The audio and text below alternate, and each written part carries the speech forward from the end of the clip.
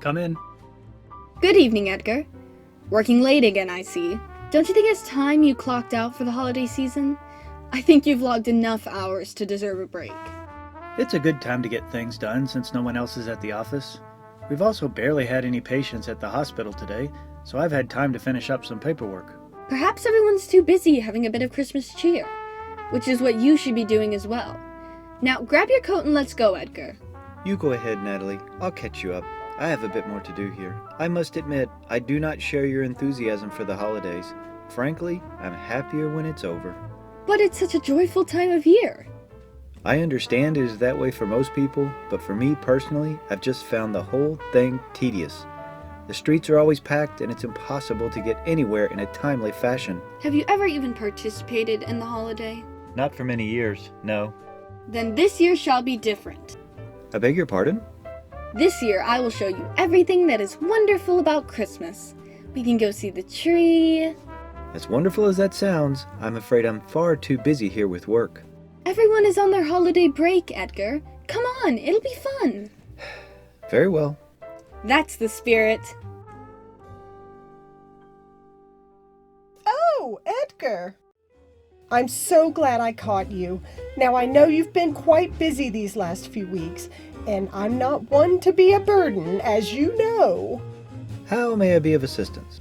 Oh, you've always been such a nice young lad, Edgar.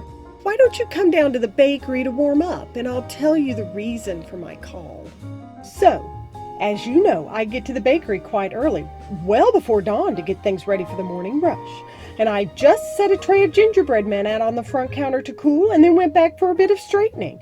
That's when I heard the bell ring, so I thought there was a customer. But when I came back, there was no one there, and a few of my cookies were gone. And I've never known any of our good neighbors to take things without asking, so I thought perhaps I just miscounted. But that's not all. It happened again the next day, and again this morning. That's when I came to see you. I see. It does sound suspicious. I concur. Well, what say you, Edgar? Do you think you can solve my case? Of course, Mrs. Prescott. Whatever I can do to help. Excellent. I do so appreciate your help. Good morning, Edgar. Are you ready for our day of festivities? Ah, good morning, Natalie. I'm afraid I can't join you today. Oh, really? And why is that? Mrs. Prescott's gingerbread men have gone missing, and she has entrusted me to find the culprit. Well, at least it's in keeping with the season. Perhaps it could be a neighborhood dog? More likely that the local children are to blame.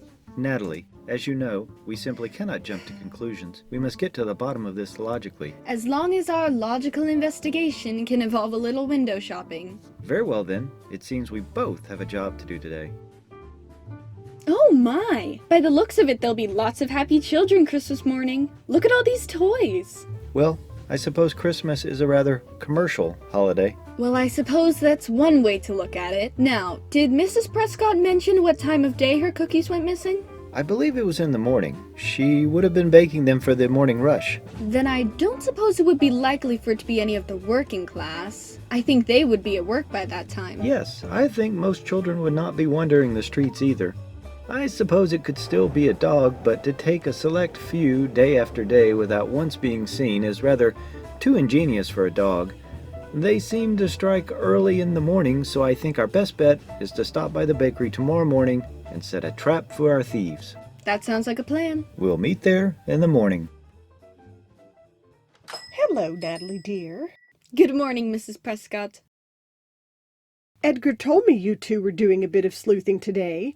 It's all rather exciting, don't you think? It is, rather. I only hope we can solve this for you quickly so I can at least have a small chance to get Edgar in the Christmas spirits. He just seems so disinterested in the holidays. Well, you can hardly blame him for not liking this time of year, can you? After what happened. I'm afraid I don't know. Oh, my dear, I thought he would have said. I'm not one to speak out of turn, but I do think you should know. His older brother, Bernard, died of consumption on Christmas Eve night. I was there to comfort his mother. He was crushed, never celebrated another Christmas after that. I think part of him still blames himself. I've tried to reason with him, but he just really prefers not to talk about it. Sorry to bother you so early in the morning, Mrs. Prescott, but I'm hoping to catch our thieves in the act. And early morning seems to be when they strike. Am I interrupting something? No, not at all. I must admit I'm rather excited to get to the bottom of this. Now I made a new batch of gingerbread, just as you asked. I'll just set it out on the front counter. All right, Edgar. How should we do this? All right, here's what I'd like you to do. Arthur, look! The door's unlocked! Okay, but just one more cookie. I think the lady who works here is starting to get suspicious. Okay.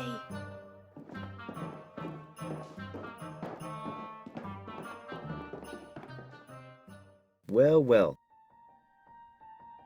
And what do we have here? Goodness me! They're just little children. Please, sir, we didn't mean any harm. Me and my brother, we were just hungry, that's all.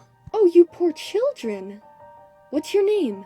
My name's Arthur, and this is my little brother Bernard. Please, ma'am, don't call the cops. We'll make it up to you, honest. You see, it's just me and my brother. We came into town looking for odd jobs, and that's when we saw your cookies. And we were just so hungry. We only took the broken ones, I swear. Looking for odd jobs, you say? Well, you know I do find it hard to keep the sidewalks clear of snow. And a bakery is a lot of work for one woman. Perhaps you and your brother could help me out in exchange for a warm place to stay and all the food you can eat. Now, how does that sound? Really? Thank you, ma'am. Thank you all. And what about you? What do you think of this arrangement, young man? Thanks a lot, sir. You sure saved our Christmas. Well, I suppose you were right, Natalie. About what? Perhaps the holidays are worth celebrating after all. Yes, I believe they are. It's a marshmallow world in the winter when the snow comes to cover the ground. It's time for play. It's a whipped cream day. I wait for it the whole year round.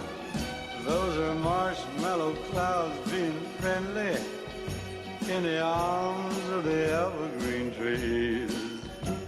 And the sun is red like a pumpkin head.